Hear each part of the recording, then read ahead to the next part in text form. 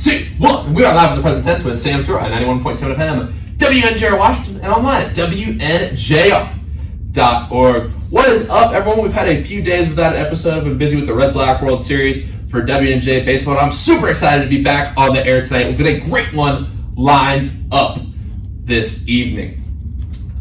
This episode is historic in a way. It features our first guest from the WNJ Women's Cross Country team, and I am very excited. So let's go ahead and meet our guests. My first guest on the show tonight is a sophomore from Jamestown, PA. She has finished in the top 5 in every race she has run this season. She's off to a hot start this year, and she's expecting big things throughout the course of the season. Everyone, welcome on the show tonight, Claire Anderson. Claire, how are you doing tonight? I'm doing great. How about you? I'm doing good. I'm glad to have you on. I'm super excited to get to talk to some great athletes here at the school. But first, we got to meet our second guest on the show tonight. My next guest on the show tonight is a senior captain from Girard, PA. She's a 2-time first-team All-Pac runner, and 2 years ago she qualified at the NCAA Division III Championship meet. Everyone welcome on the show tonight, Cassie Carr. Cassie, how you doing tonight? I'm doing good. Thanks for having me. Well, thanks for coming on. And look, I'm super excited to talk about a lot of things tonight. The season, the upcoming races, a new coach. But, I asked you this in the, lead up to the show. I think we just have to start with this because so many people, when I told them I was having cross country, they're like, wow, that's a tough sport. That's a tough sport.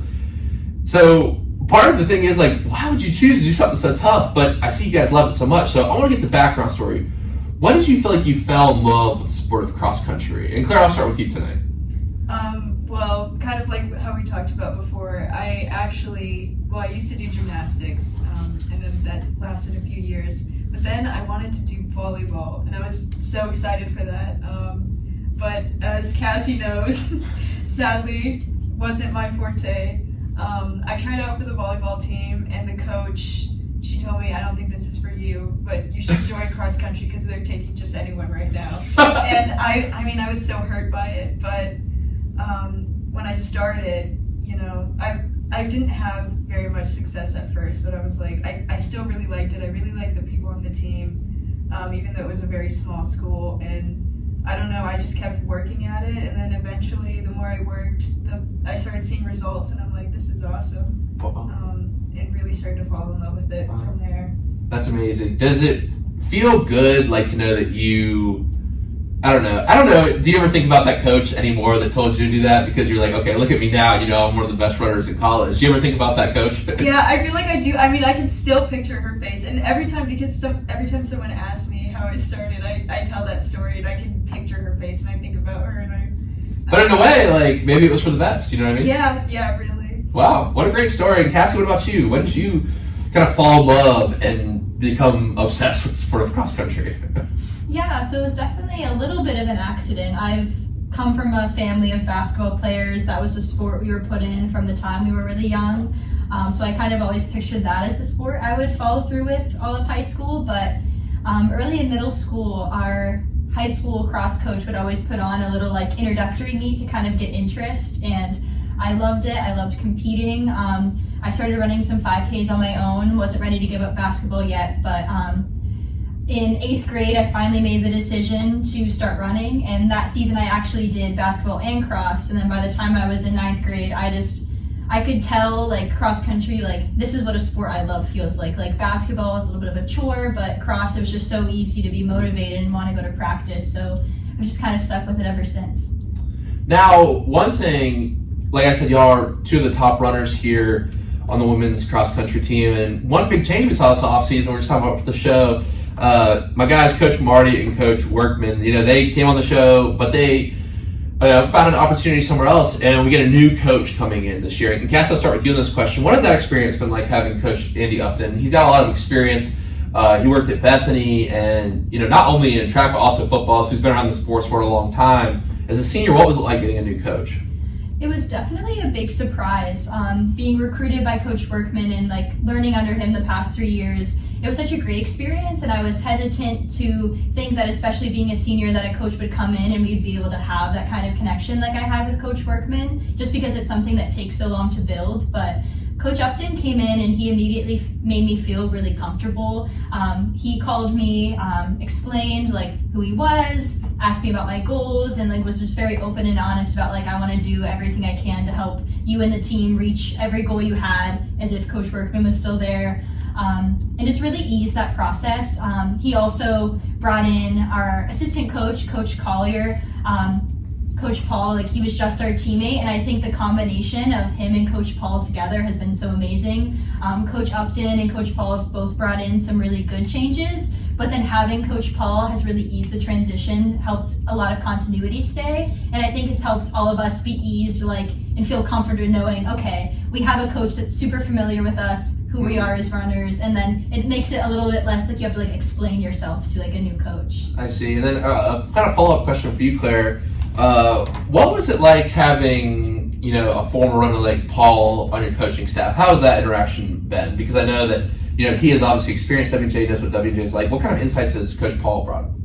I mean, it's been really great. I think like Cassie said, it really eased that transition. I mean, it was something that was very hard for all of us at first, and we didn't know what was going to happen. I mean, there wasn't very much time, but I mean, he wasn't just a teammate. Like he was loved on the team, and we were just all so happy to have him back. And I think another thing is he's just so smart. Like, not only does he bring that comfort and is a fun person, but he's so smart with the training and he knows us so well. Mm-hmm. And that has been really, really great and helpful. Yeah, no, he is a smart guy. He was in my American literature, and he was always giving these comments. Like, I don't know if you've heard of the book Moby Dick, and we were this crazy complicated book, and in class he would just be like say these great sentences about it, and like I would love to have him on the show. That actually might be a great episode. Him and Coach Upton, you know, that's something I definitely gotta look into soon. So maybe you guys can put in a good word for the show. But my next question for y'all is, what is your favorite part about the sport of cross country? Because you guys really do seem in love with it from your answers to start the show tonight. And like I said, so many people just say, how could you love running? What is there to enjoy about that? But Cassie, I'll start with you. What is your favorite part about this sport? That's really hard. I'll say just in general, I think I just love the grind of it. Like the idea that every day is a little bit of competition against yourself, and it's always about kind of just reaching that next barrier. And it's hard because it's really fun at first because you hit all these goals really fast. You can make a lot of progress quickly. And as you get deeper into the sport, you start reaching more plateaus where you have to work even harder to find that next step and reach that next goal. But I think I just love that process of it and the constant like building. Like every day you're kind of building on the last thing you did. And I think there's something really special about that. Wow. And Claire, do you have anything to add to that answer? Yeah, I mean, I certainly agree with that. I mean, the whole thing about being able to just put in the work and see results, especially when you're just starting out, like, it's hard at first, but if you put in the work, you will see some good results. Mm-hmm. But I think probably the biggest thing that this sport has given me is just the community that you get with it, the kind of people that I have met through this sport. I think one thing, I mean, I feel like we're known on campus for being really close. Yes. And something I found out really recently that I think contributes to that is that, like, when you're running in groups, like, we get into some interesting, deep conversations. And that's because, like, when you're running with people and you have them beside you instead of sitting down face to face, it's a lot easier to open up. And when you're spending that much time, I mean, we spend so much time together just on runs, and I feel like that time together, along with, you know, that comfortability of, you know, if you're not directly sitting next to someone, it's easier to open up.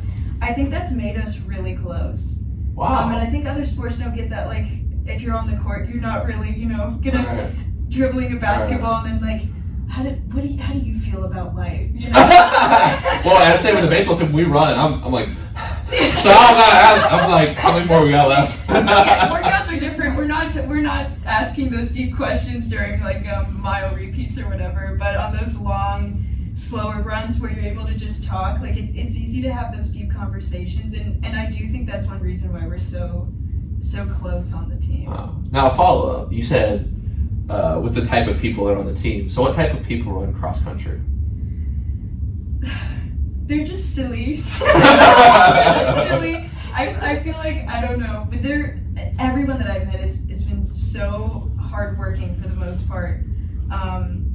And so, yeah, I feel like super hardworking, super easy to talk to, just super fun to be around. You know, I feel like I can be myself. I feel like they're people I can be myself around. And that's really important. People I can come to if something's not going well, people I can share great things with, and people who would be there for me on my bad days. And people who, like, I look up to, I look up to Cassie, I still look up to Paul, and just everyone on the team, I feel like has such a good attitude. I just love it. Wow, thank you for those answers. And one thing I wanted to ask is talking about, the way it makes you feel and brings you together. And I know that, other sports maybe you're testing yourself skill-wise, but not necessarily physically every day to the point where you don't think you can do something. You're pushing your body itself, not just the skills your body can do. So, and whoever can take this question, is runner's high a real thing? Is it exclusive to running? Can working out give you the same thing? Like, is part of your love for it runner's high? Because that's a term that gets thrown out a lot. Yeah, so I definitely think it's a real thing. And I don't think it applies just to running. I think other physical tasks can definitely bring that like endorphin rush to you, but I think the runner's high in the realm of running specifically is so special because I think it's that combination of that mental and physical battle that I think adds a little extra satisfaction to it. So like when we do a workout and you see it on paper and you're like, that's tough, like I don't know if I can do this, but then you go through, you take it one rep at a time and you get to the end of it and you accomplish that, or maybe even accomplish more than that. Like I feel like there's something so special about that, and like I don't know, it's my favorite thing. Like I love 6 a.m. workouts. We don't do them all the time, but when we do, it just brings such a great attitude to the rest of the day. Like I can ride like that elevation like for the whole day. Wow. And just a question that's popping into my mind. So I don't know if y'all have heard this, but it's our punishment if we're late or something involved. We have to run 15 miles over 3 days.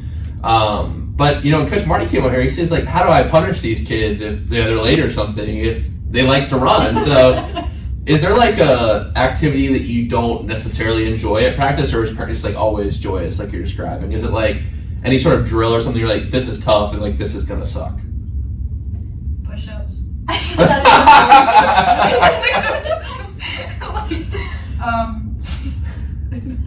No, that's it. I feel like it is funny, and I've seen this like cross country like invitational shirts will always have like cliche little sayings in the back, and one of them is like my sport is your sport's punishment. It's like one of the ones that's like always on it. But I really think like push-ups, if you saw the team gather in a circle and do push-ups, you wouldn't know why. I always get made fun of. I feel like I'm always picked on for my push-ups. Apparently just don't. So, I've seen y'all in the weight room sometimes. Like, what kind of maybe off the track, off the trail kind of workouts, what type of things do you typically do? Because I feel like most people just think, oh, they just go out and run. They're not involved in the weight room or anything like that. And so when you're in there, like, what type of things do you guys usually do? So in the weight room specifically, and this is one thing that Coach Upton has brought, like we've always had like a couple days of lifting as part of our routine, but he's really been smart about giving us like a really running specific program. And so it's usually about 2 days that we're getting in the weight room, just doing things. It's a lot of strength building, helping us with speed development, and then also injury prevention. Lifting is a huge part of that. Right. So what kind of exercises specifically? So usually Mondays is our more like leg heavy day. Okay. So we're focusing on like hamstrings and glutes with like squats and lunges, movements like that. And then Wednesdays we do more of an upper body focused day, doing things like rows, lat pull downs, things like that. And those are all just kind of like working muscles that we would be using when we're running. And it's all just high reps, but like low volume. So like we'll do like 2 sets of 15. That's usually pretty good in terms of like working things in more of an endurance minded way. I see. And you said, and you don't want to often hit this question as well, like when you said rowing and like that uses a lot of back. So, and I don't think a lot of people think of using your back when you run. So why is the back important in running? You know what I mean? Because you said like those upper body muscles that you're using. So like how does that come into play, like with either form or like is that a thing for stability? If that question makes sense. I feel like stability comes into play. I mean, one thing I felt the same way at first as well. When I first started, I'm like, why do we need to lift arms? One thing that's really interesting is after a lot of races, my arms will be a lot more sore than my legs are. And I mean, when you think about it, like you still need those muscles, and I think in any sport, and even if you're not in a sport, I feel like if you're doing physical activity, it's important to have that balance. And I think there's a lot of jokes about guys skipping leg day. Yeah, a lot of memes. No one skipped leg day. It's important to have that balance, and you still are using your arm muscles regardless. Right. Interesting. That's wow. Now let's go to the flip side. What do you think the most difficult part of the sport of cross country is? And Claire, we'll start with you this time. I think it's the kind of pressure. I think it can be interesting. It can be easy to, I don't know. And it's interesting because it's a team sport, but it also feels very individual. And I feel like it's very easy to get into your own head. It's very easy to, at least for me, to get into a kind of like a negative mindset where I'm like feeling like I have to overdo things or overwork myself. Interesting. Because I feel like with a sport, an endurance sport like that, it's just kind of easy to overdo and to balance all the other stuff. That's probably it actually, is balancing the working out with the recovery stuff. That was the hardest part for me. It's like, okay, if you're going to be putting in all this work, because I struggled with a lot of injuries and getting sick, you also have to put a lot of work into recovery. Eating right is huge. Making sure you're stretching, taking care of your body. It's easy to stop taking care of your body and only caring about, the times, what you're seeing, instead of, am I taking care of my body so that it can do what I need it to do? Interesting. Because I was going to make the point, like maybe a little later, about pressure, because I feel like it's interesting how you say like pressure, because I feel like the type of pressure you or maybe like a long distance swimmer or something like that, or it's an individual sport, it's something different than say like a pitcher who's got 2 outs, or a basketball player 2 seconds left on the clock. So what type of pressure, like, and I want to get Cassie's answer too, but just to piggyback off that, like how is the pressure in an endurance sport like that unique when it's just you against the clock? I feel like it's just tough mentally. Like I feel like I feel like you're putting the pressure on yourself. I feel like in a team, or in the kind of the different atmosphere you're talking about, I think it's a lot easier to understand why you're feeling pressure and be like, okay, I have to make this hit, or I have to make this goal, and you kind of understand that. But it's not like, okay, I'm in my head. I feel like it's just so easy to even just create your own kind of pressure. And I mean, there is still pressure because it still is a team sport, and if you don't do well individually, it could hurt the team. But I still feel like it's kind of different in that way, that it's just you're in your head. And it's not based on skill. It's like, okay, I'm not pushing myself enough. I'm not this enough. Like, yeah, so I can see you definitely have to like balance that with like recovery, because it's not like, I mean, you can feel like however many ground balls or shoot however many baskets you can today, but you can only, like, your physical body can only take so much. That's really interesting. Thank you for sharing that. And Cassie, what would you say for you is the most difficult part of the sport? I definitely agree. It's the mental side of things. Just in terms of, on the one hand, in terms of people getting into the sport, I think that's the first thing you have to learn, is that your body is physically able to do a lot more than your head is ready to accept at first. So I think kind of overcoming that, and then just overcoming doubts, and like continuously like reminding yourself like, okay, like I can do this, like you're capable of more than you think you are. And then in terms of like the pressure kind of situation, it's in the same sort of realm. Just the idea that like, because our sport is so time-based, it makes it so easy to quantify a performance, like, and it's all on you. So you have X time from last meet, and you might not, if you don't hit that time, it's harder to find things to be happy about. At cross, you can have a little bit more like, okay, well, this course versus that course, conditions, stuff like that. But I think just like the mental side of like comparing those times, it's really easy to quantify because you're on the clock.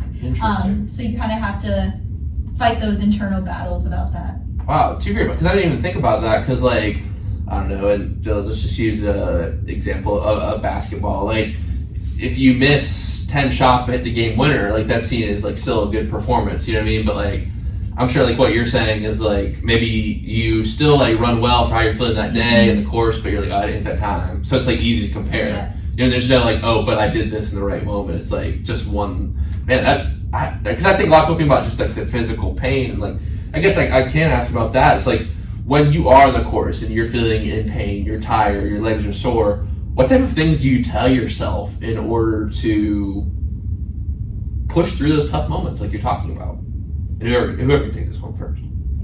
Yeah, it's hard. So the ideal things that you're saying to yourself are like recalling how it felt to be in practices and to have those sorts of feelings and remembering like, okay, like I did this in X workout like a week ago, I can do this now. And one thing that Coach Paul says that I think is a really important thing is just the idea of like saying yes to yourself during a race. And one thing he told me is like, you get one chance in a race to say yes to like the move and committing to like that next like level of effort. And I think it's just like telling yourself that you can in that critical moment, and that's what carries you through kind of like the rest of the race. And obviously that's the ideal world. There's going to be days where it's mentally hard, it feels harder than normal, and you're not always going to say yes, and that's when I think we have like our most disappointing races. But I think just telling yourself that you can do it, remembering those hard workouts that you push through, I think is the most important thing. Wow, interesting. And Claire, what's your thoughts on this? I mean, I certainly agree with that. I think, like, it's one thing for me is I feel like I definitely used to, and some people do feel like talking to themselves kind of negatively helps. I know we have some people on the team when they're not doing so well are like, oh, you suck, you're stop being weak, stuff like that. And I definitely used to do that. But I definitely feel like this year, and it's been very beneficial just to take definitely like a more positive approach and just tell it, like when I'm having a tough time, when I'm on a hill, I'm like, I can do it. And that's just find a mantra. I feel like this applies to anything. Find a mantra and repeat it to yourself. So what's your favorite one? I just say like, I can do it, I can do it, I can do it. It's a good one. Wow, thank you for those answers. And now, you guys have been talking about struggle and getting over those hurdles mentally and physically, but what do you feel like, or how do you feel like cross country has changed you as a person?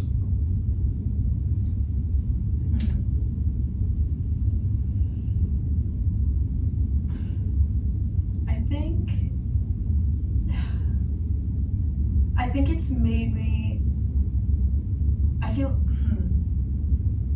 think overall it's made me more confident, for sure. Like kind of how I said before, I had a weird relationship with sports and exercise, and I feel like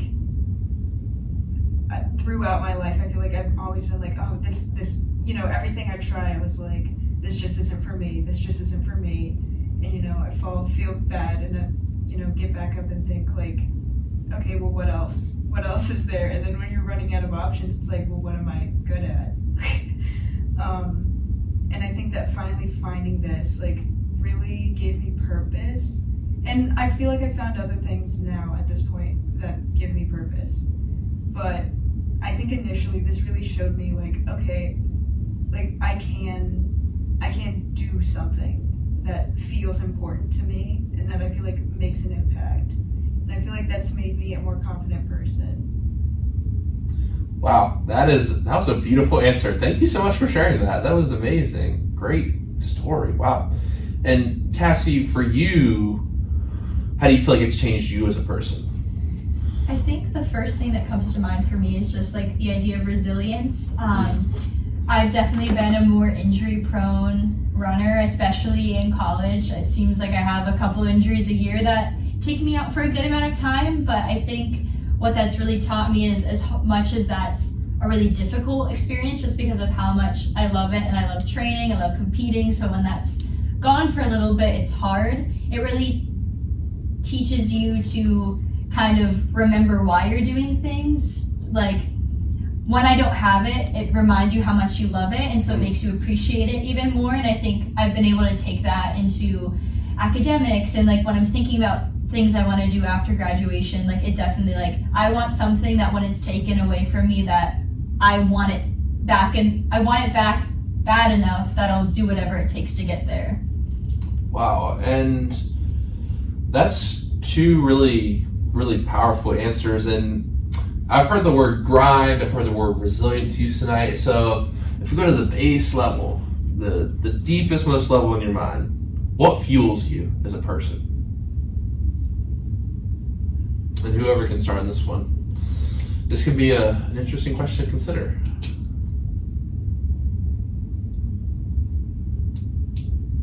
I think for me, it's almost like, I guess the best way to describe it is like curiosity. Like in terms of in running, I would say I'm always just kind of wondering. It's like, well, I've done this. Can I do this next thing? Wow. And I feel like when I started running in high school, I started it for the pure love of the sport. And as I started becoming more and more successful at it, it was always just, well, okay, I made it to states. Can I place better than I did last time? Can I PR? Can I be all state? And like things like that. And I feel like it's been the same thing here. Like I came in, I didn't know how I would transition into collegiate running. And it's just been, I guess, like a new question each like year, like, okay, this is what I've done so far. What's the next thing I can accomplish?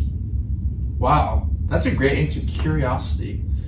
Wow, great answer. And Claire, what about for you? What fuels you? I think it kind of goes back to my answer with the last question. It's just like trying to find purpose, and where I feel like I can feel good and make others feel good as well. And that's something that really I wouldn't expect to come from running, especially before seeing it as something just like as working out. But I really feel like it has given me purpose, and it has helped me find purpose in other things as well. Like kind of what Cassie was saying, how she's applied stuff she's learned from running to academics. And I feel like it's helped me be able to look for the right things in other things and try and find purpose in other ways. So you mentioned that before, finding purpose in other ways. Where do you feel like you've found purpose since you got here besides running? I feel like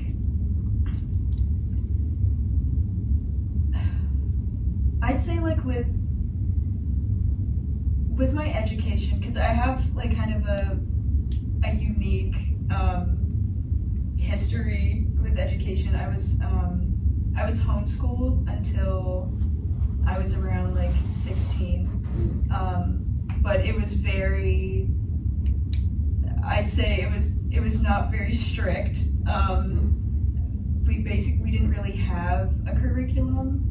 It was just kind of, I think the term for it is unschooling or non-schooling, and it's like it's kind of, some people do it, but I don't know, just with that, academically I always felt behind, and I felt like, what am I gonna do? When I finally went to public school, like I had to teach myself a lot. I was very behind in that regard, but you know, I always knew I wanted to go to college, and I think being able to come here and again apply stuff I learned from running to really push myself to, you know, okay, I have not been taught a lot, but I can overcome that. I can still make an impact. And I mean, I want to go to law school. That's the goal for right now.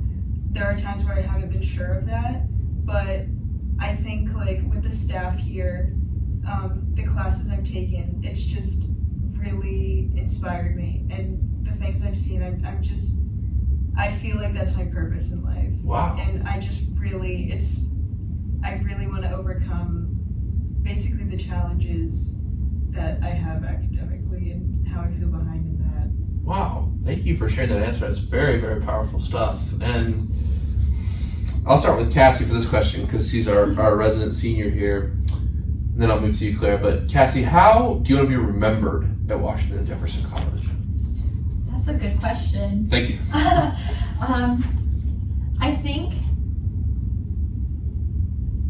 the biggest impact I kind of want to leave is just on like the people I've met. Like I hope I'm kind of I'm remembered, I guess, like as just someone who is like a resource and someone who is always in your corner. That's in addition to like being on the team and being really close with everyone. I'm also a resident assistant on campus, and so like getting to bond and meet 3 different groups now of first year residents as they come in. It's been really awesome to get to know everyone and to see them grow, especially like now, like going back and meeting with like my first group of residents and still having them like see me and say hi and want to update me on what's going on in their lives. Like I think that's one of the things that has been so rewarding for me. And so I think if I can just be remembered as like the person who was like there and available when you needed me most, I think that's the best thing I can hope for. Wow, that's awesome. And Claire, what about you? I mean, first, I for sure can say that's how I remember. That's how I think of you, Cassie. That's how I know I'll remember you. Aww. She's really, once you pass. I mean, graduating. But I think I really hope to be remembered as someone that people felt like they could be themselves around. I feel like that's something that's really important for me when I find someone that I feel like I can be myself around. And I really hope that I can be remembered for that. I hope that I make, again, I don't know what that's going to be yet, but I also really hope that I can make some kind of impact here. Mm-hmm. And help people in some way and be remembered for that. Hey, maybe your podcast might Yeah, maybe. Let's talk about it a little bit. I'm hearing some of your answers here. I'm like, all right, maybe you can take the Tuesday, Thursday, 8 o'clock time slot at least next year. But wow, thank you all for those answers. And my next question is definitely one where I feel like we've been moving towards reflecting a little bit back on things. What is something in your life that you are proud of?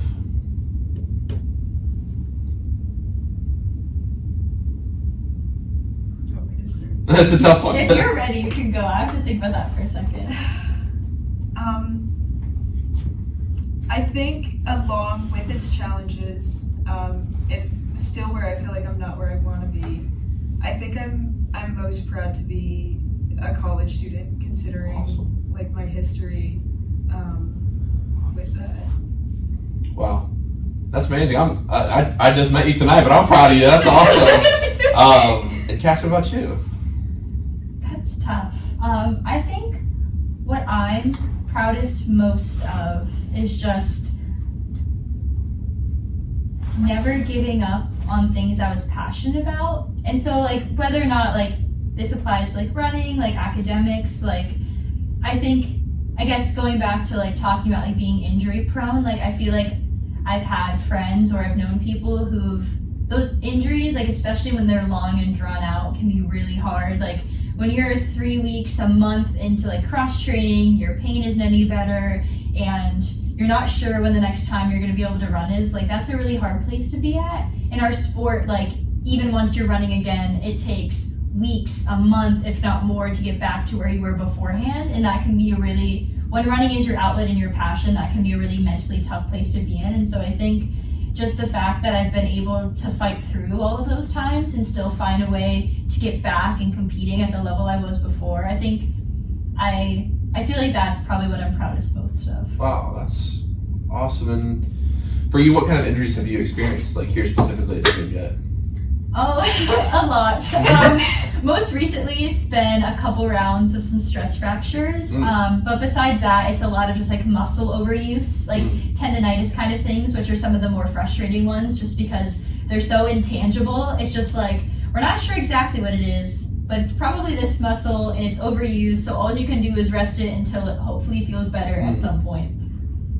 Yeah, I can't even imagine the type of stress you're putting on those muscles when you do cross country. It's I mean, just seeing you guys, I'm like, wow, like that just looks really taxing. So for recovery, just to sit on that point, like, what does the recovery process look like after a race or after a hard practice? What's the type of things you guys do? Is it like ice baths, stretching? Like, what's that look like? I feel like it depends. Okay. Like a lot of the times, we'll do ice baths, especially like after a workout, or if we have like a race the next day and we're still sore. But again, it's not for everyone. I personally am not the biggest fan of ice baths. I don't know. I just feel like they make my legs tighten up. But I mean, we do a lot. Although I don't like ice baths, I will ice areas that flare up. Like I have tendinitis, I'll ice that like every day. Okay. We'll do heat sometimes. There's rolling out with the foam rollers. There's a lot. I feel like every runner kind of has their routine, and that's another thing too. Like that can be so frustrating, is because we're putting all this work in, and especially like I know Cassie puts a lot of time into recovery. I've seen her running towards the baseball field before. If you driving back, and I've seen her running before. But yeah, just putting that much, because it takes so much time to, put the effort into eat right and do the recovery stuff like the ice baths, the rolling out, the stretching, different kinds of, there's like muscle scraping. We do all kinds of stuff, stim, and to still have to inevitably deal with injuries is what makes it, I feel like, so taxing. But yeah. Now, like, wow, that's, with all these amazing stories in mind, it leads me to my next question. The recovery, the just the grind of it all, the obstacles y'all have overcome on a day-to-day basis over the course of your careers. If you had a book or movie about your life, what would it be titled? I don't know.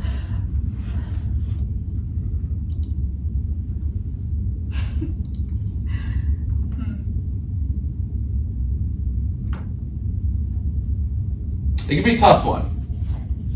I guess. I don't know. Maybe just the girl who wouldn't say no, because I just feel like that's in running. Like I just will not stop, as taxing as it is, and I feel like historically too, just all of I get very overcommitted in terms of like extracurriculars and things I do on campus, and I'm slowly learning to be better about that. But no is a word that is limited in my vocabulary.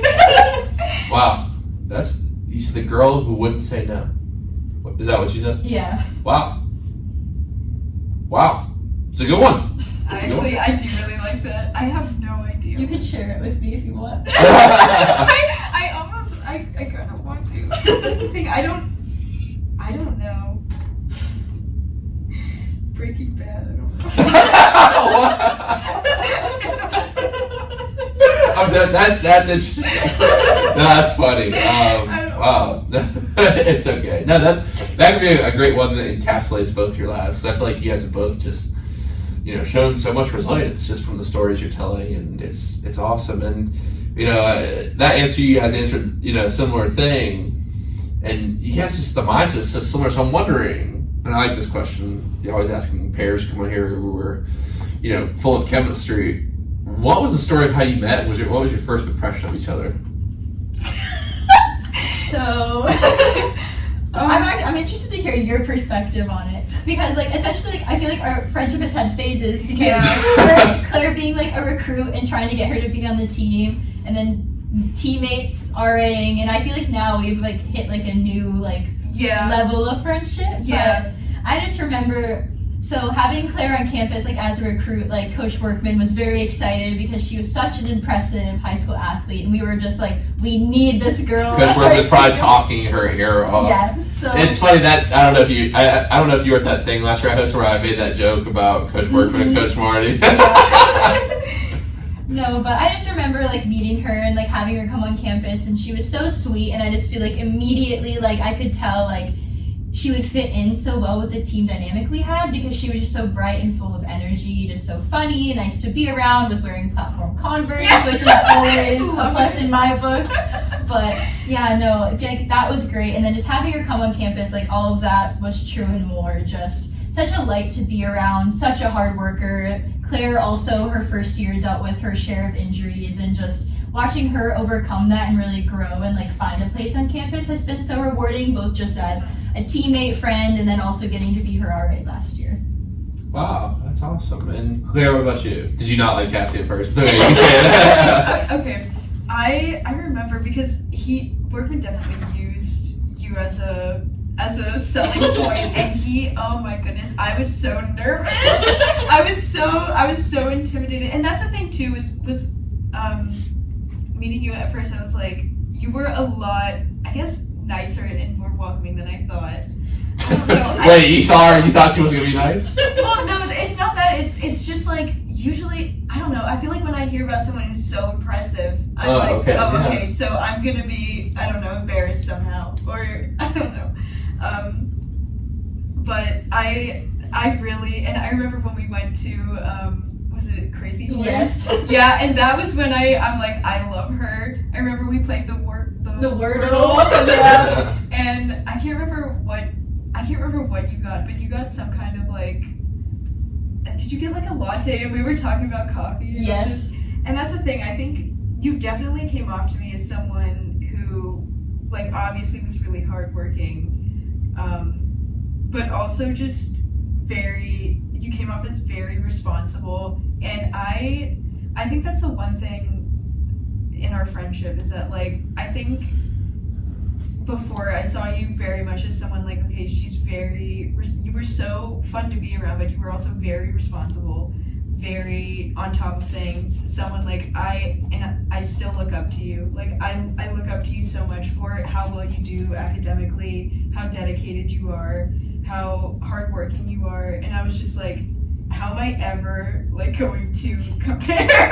Like, I get a little teary-eyed. Over here. Like, she'll never be friends with me.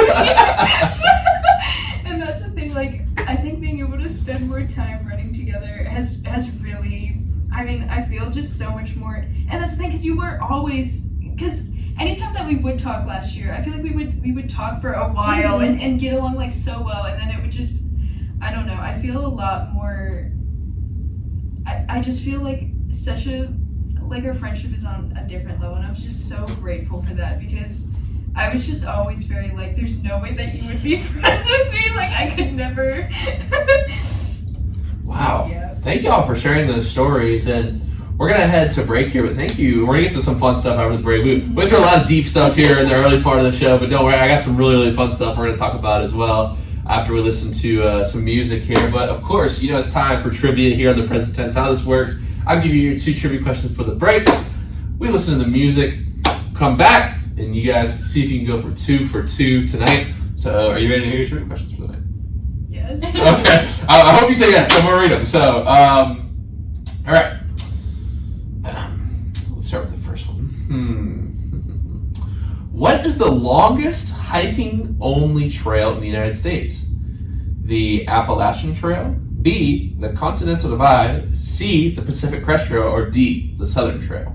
And the second question for tonight is, Marathon is named after an ancient battle in which a messenger ran 26.2 miles in order to deliver the message of victory. What society won that battle? Was it A, Athens, B, Rome, C, Persia, or D, Macedonia? We'll get your answers after break. This is the Present Tense with Sam Stewart, and then we'll put some of them at Dubjay Washington and online at WNJR.org.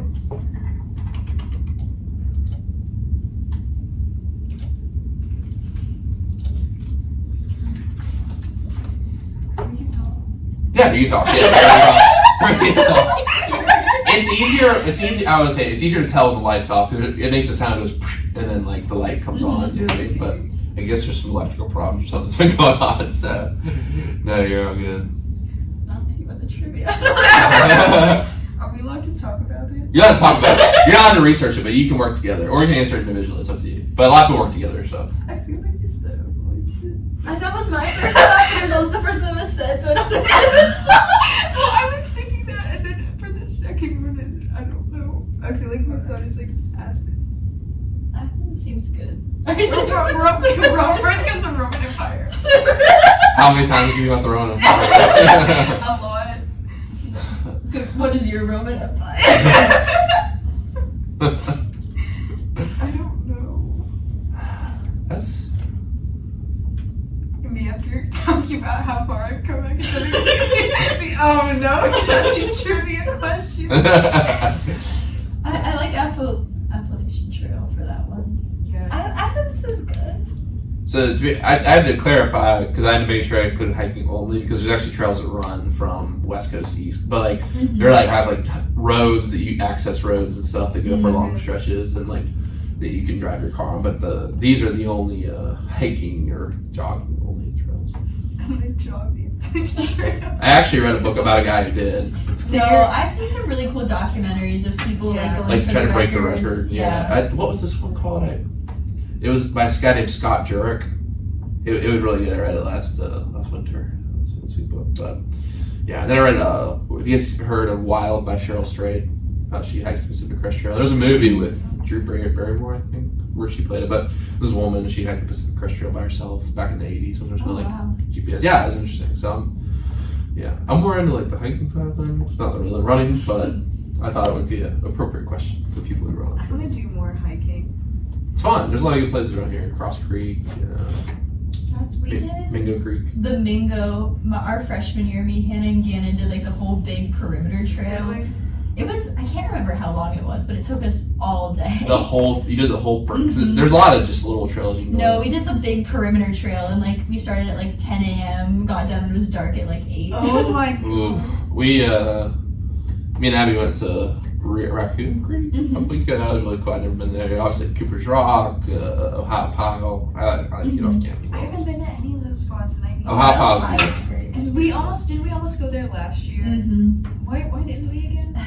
They changed your first year, like the orientation schedule got like changed, expanded, so it like it kind of messes up our preseason. You ruined it. My fault. You specifically. Yeah, Ohio Pile's a nice spot. Cooper's Rock is also really nice. Ohio Pile would probably be better for like jogging. Yeah, because Cooper's Rock, there's some place where you have to like a little bit of climbing and stuff, but it's beautiful out there, West Virginia. It'd be really cool to get into like backpacking like overnight. I've been like, wanting to do that. it sounds so cool. I know I'd get scared when I have to actually like at night. Hang your food up around here because the bears. Yeah, gonna get eaten by the bears. Can't have that. Races and stuff. Alrighty, 10 seconds.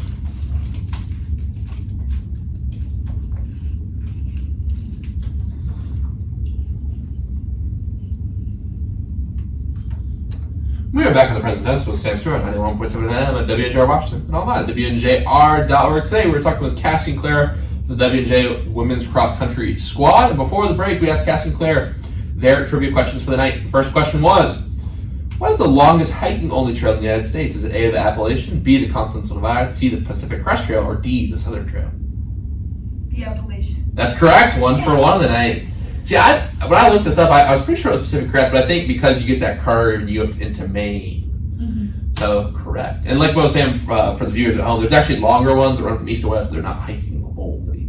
That's the cool part about the Pacific Crest and the Appalachian. But, to our second question, Marathon is named after an historical battle, the Battle of Marathon, in which the runner from this society ran and told the leaders of the society that group had won at this battle. What group was it? Was it the Athenians, the Romans, Persians, or the Macedonians? And your answer is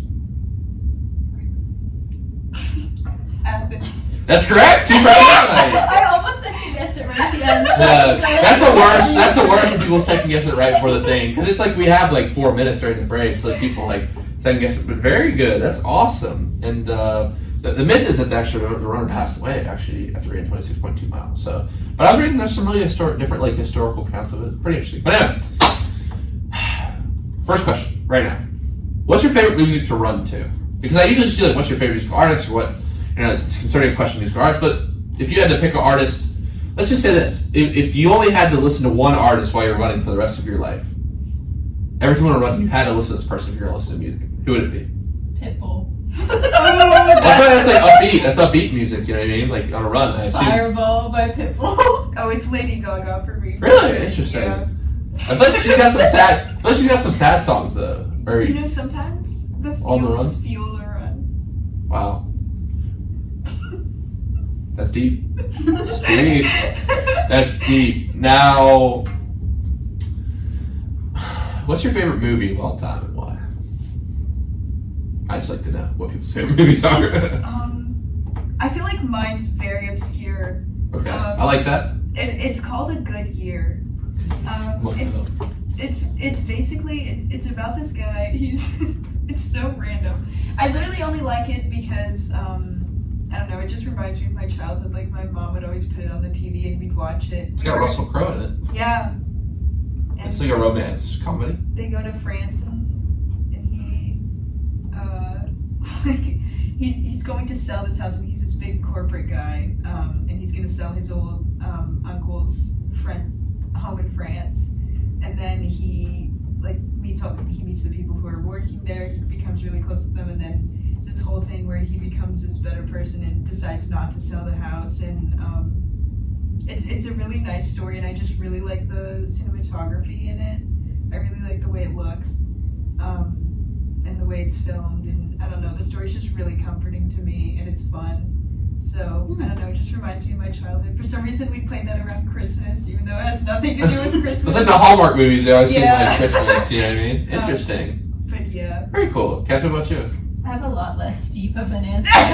Mine's just Harry Potter and the Sorcerer's Stone. It's just comfort movie. That's Like, a good one. it was my favorite like book series growing up, and I feel like the first movie specifically, like if I'm like, I don't know, if I'm down, like that's the comfort movie I want to watch. Wow. Yeah, J.K. Rowling created her own universe. Very, very cool. I love, I love just the idea that she created that universe in her mind. So cool to me.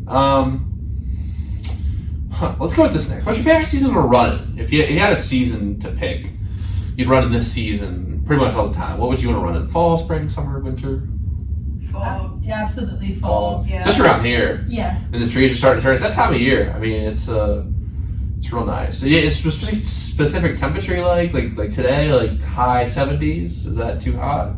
Is that just right? For me, it's too hot. I'm more of like a cold weather runner. Like I think my ideal temperature is somewhere between like 50 and 60. Okay, so not. I thought you were gonna say when you say cold, I thought you meant like 30, 40. Like, And I mean, honestly, I would take that though over like 80 degrees. Really? Like 50 No, to 60, me either. I get to pick. wow.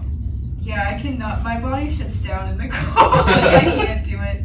I think ideally, probably, I'd say like high 60s to mid 70s. Just like super. But again, I'm not gonna be mad when it's like 80 degrees. However, if it's under 55, I'm having a rough time. Yeah, that's tough. We're about to. Well, we have our last scrimmage, the Red Black World Series on Sunday, and it's gonna be. I think on Saturday at the football game, it's gonna kick down a It's lot. gonna be a little colder. And then it's gonna. I mean, this just happens. I mean, I chose to go to school up here, but I'm from down south. But what's your favorite trail you ever run? Like this trail is just like sticks in your mind. It's like this was just like a really good run, or I've ran there a bunch of times. The trail that has sentimental value to you. You said that's my favorite trail. That's my go-to. For me, it's definitely my high school cross country trail. And it's super. I feel like that's really like where it started for me. And again, I started pretty late. Like I started cross country my senior year of high school, but I just really like. I don't know, and it's not the best trail because you go on a road and then you have to go through someone's yard. But Someone's yard? What? Don't tell them about that. Yeah, it's just the raccoons that I don't know mess up their yard, not us. So. But yeah, I don't know. Just I really like it. Despite that, but after you get through people's yard and stuff, it's a nice trail. Yeah. Yeah. Yeah, wow. That's an interesting story. Cassie, what about you? What's your favorite trail? I think I'll have to go with the Montour up by school. I feel like it's just a great trail. It's a super awesome facility that we have the opportunity to be close to. And honestly, I just feel like some of my best friendships have been made on there. Like Faith Remich, who graduated for us a couple years ago, one of my best friends. I feel like our long runs there are what made us so close, and I would say same with so many of our other teammates. I remember long runs with Paul, long runs with Claire. Like, I feel like I have a lot of good memories there. You said it was called the Montour? Montour Trail. Montour. Yeah. Where's that? It's like 20 minutes away from campus. Yeah, Okay, it's not bad. Really nice. Okay, interesting. Is it hiking or more just running? You can do both. It's more of an open, like, gravel path, so it's really good for running, but I've definitely seen people up there walking and hiking a Okay, little. very cool. Now, a question just personally, like a goal of mine after college when I'm done with baseball and, want to start changing my body around a little bit and doing some more different kinds of activities than what I've been doing most of my life is like I would like to do a marathon eventually. So like if you're, I run probably a couple miles a week. I try to go up the trail by the baseball field, try to hop on the treadmill, run a mile or two a week. It'll be in season, maybe 3 or 4 when I'm not. But for someone who hasn't really experienced running, what's a good routine to be able to build up to that marathon level? Like if you give obviously there's a lot of detail to plan like that, but like if you give a general plan for like someone trying to build up to that point who's not very experienced. I don't know. I feel like if you're going to be starting out, I think the most important thing is to be able to be consistent and to keep motivation. And I think honestly the best way to do that, at least for me, was to have kind of a role model. So like I found people who I liked, like I liked their content, like I would watch them.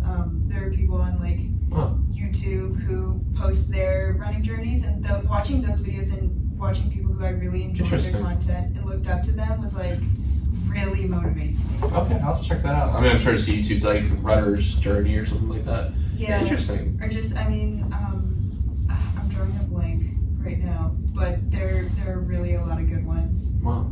A lot of interesting creators. Interesting. But I think consistency is going to be the main thing, and just realizing that you don't have to like run.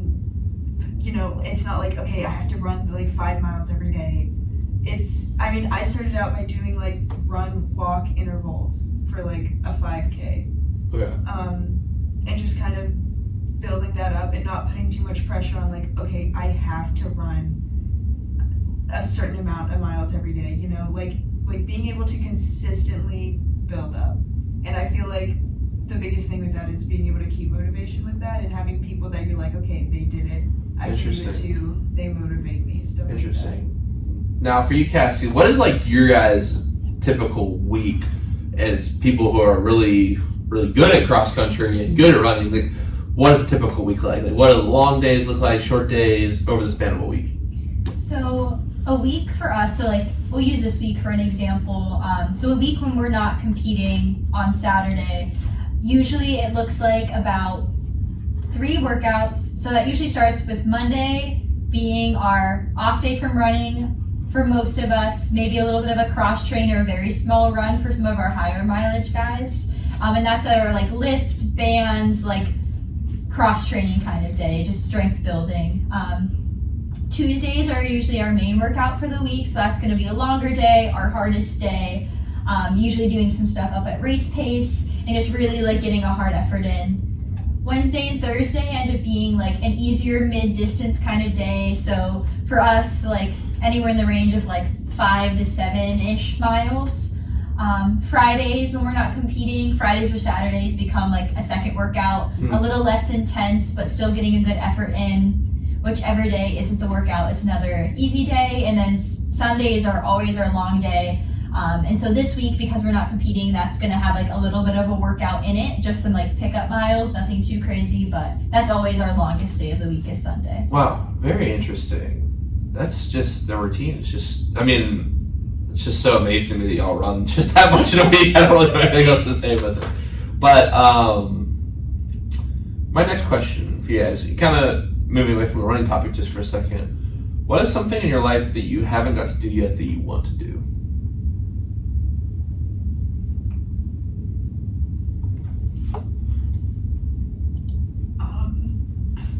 I think I want to travel. I want to leave the continent. Oh. I've not done that yet. Okay. Where do you want to go? I actually think I want to go to Brazil. Oh, you should do Magellan. I've been seriously considering it, but that's the thing is that it interferes with training. During the summer? Just run in Brazil. I love the hot baby. Just run on the beach. Yeah. I mean, when I went to Australia, I saw a ton of people just running on the beach. It's just interesting how different cultures, like the health of people is just like so much better than like America. It's like everyone's working out, and I think it's something to do with the beach too. But yeah. I mean, run on the beach. Do you like run on the beach? Have you run on the beach before? I have, and then it like made my tendonitis. I can see that. Yeah. So lame, but it's still really nice. Yeah. I mean, Cassie, you were telling us about like. I feel like the interesting explanation you gave before the show about just a side note about the turf was interesting. So can you like explain that, like why y'all run on the baseball field?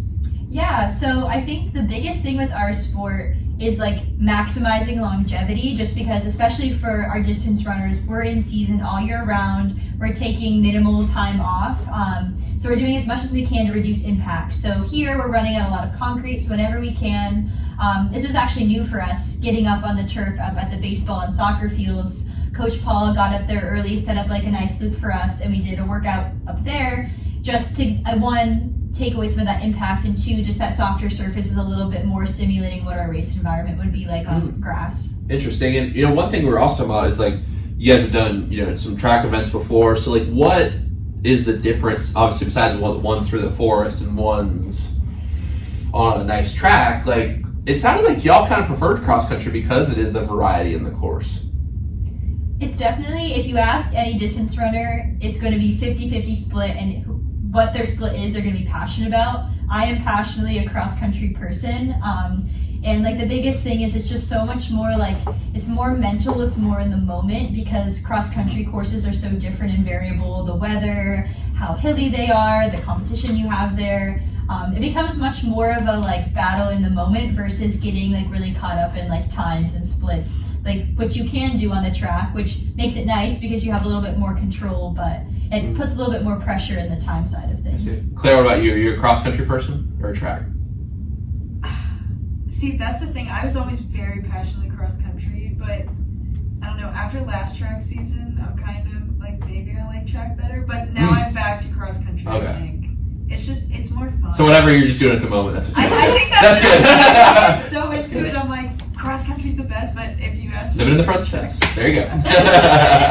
There you go. Awesome. Now, it's time to play our Would You Rather segment tonight. So I had some fun ones. Tonight, they're a little odd, a little strange maybe, but I had fun making them. So, just oblige me if you will. Would you rather run a cross-country course in flippers or have both legs tied together and have to hop the whole way?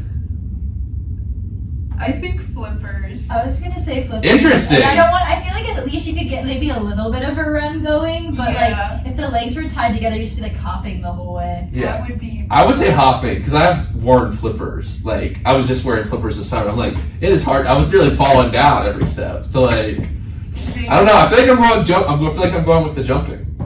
Short jumps. See, I haven't walked in flippers, so like I feel like I can't... Oh, you haven't? Have you, Cassie? So I swam in high school, and so I've never walked in them, I guess, but I just remember like you would get the worst Charlie horses on your arches when you would use them, and so now I'm thinking about that and like maybe I would be better with my legs tied together. I feel like it would definitely be a more entertaining event to see everyone in flippers. Like, that would just be funny. Oh my goodness.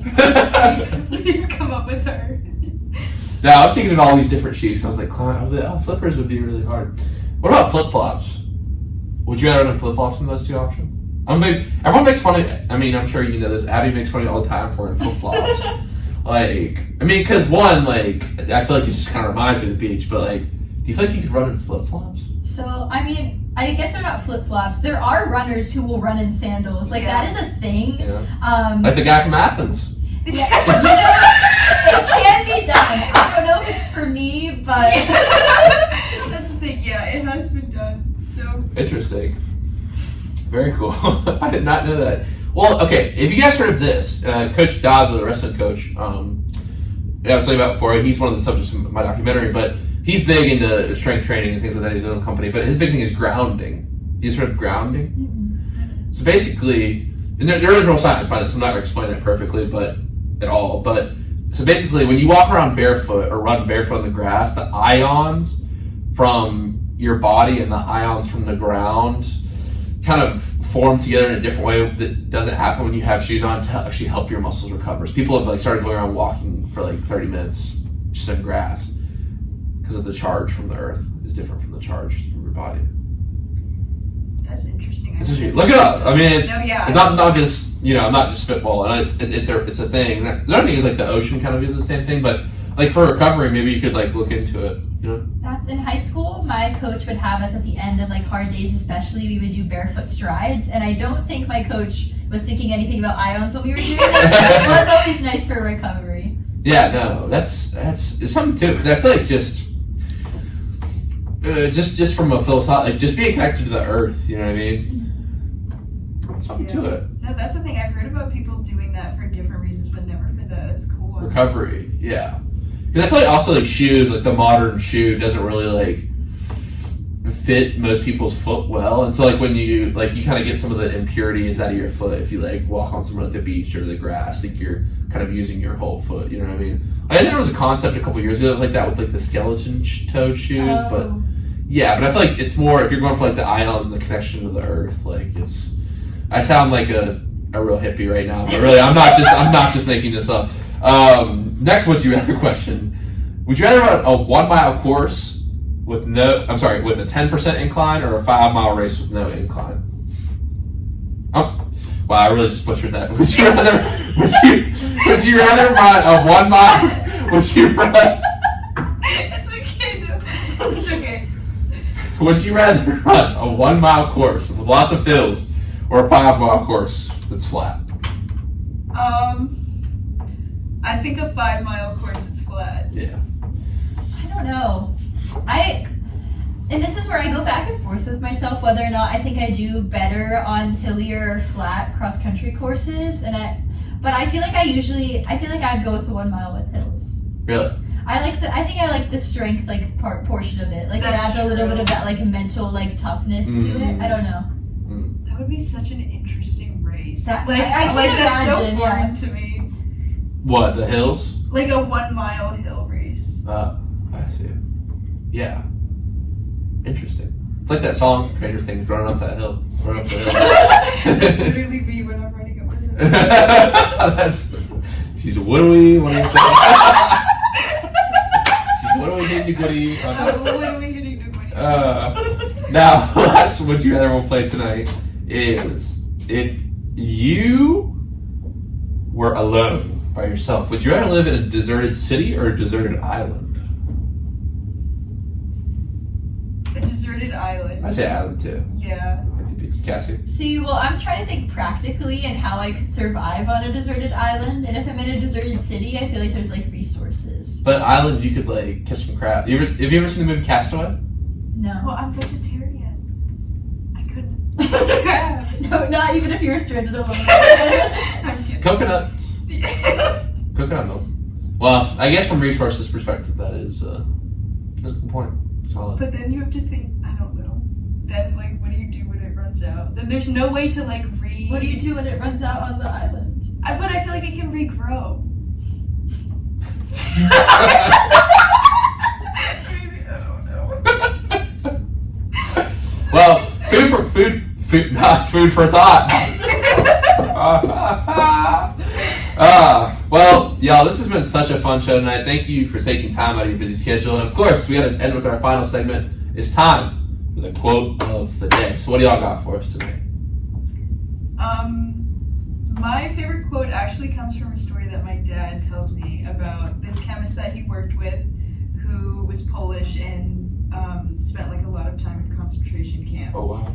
And he said that, I remember my dad was complaining about something, and then he just said to my dad, like, every day a little better. And my dad tells me that story a lot, and he really said that knowing his history, just for him to be able to say that and, think about the problems that he's having and just putting that into perspective and like, okay, if he can say with everything that he's been through in those camps, in the horror stories, if he can say every day a little better and have that mindset, then I can too. Wow. And so I just think about that a lot whenever I'm having a tough time, just every day a little better. Wow. I hope everyone at home hears that one. That's such a good message. Wow. And Cassie, why don't you take us home tonight? So I would say that my favorite is a quote from Ryan Hall. It's "Run the mile you're in," and I think it's just a really good message about just again that same sort of idea of like grounding yourself and really living in the moment, because it can be so easy to get caught up in like the next goal, the next thing, like what you should be doing versus like what you're doing at that moment. And I think just really recentering yourself on the moment, on the mile you're running, I think is really helpful. I'm always looking for new ways to say live in the present tense. So run the mile you're in. I want to do like is stay where your feet are. That's another good way to say it. Run the mile you're in. Wow.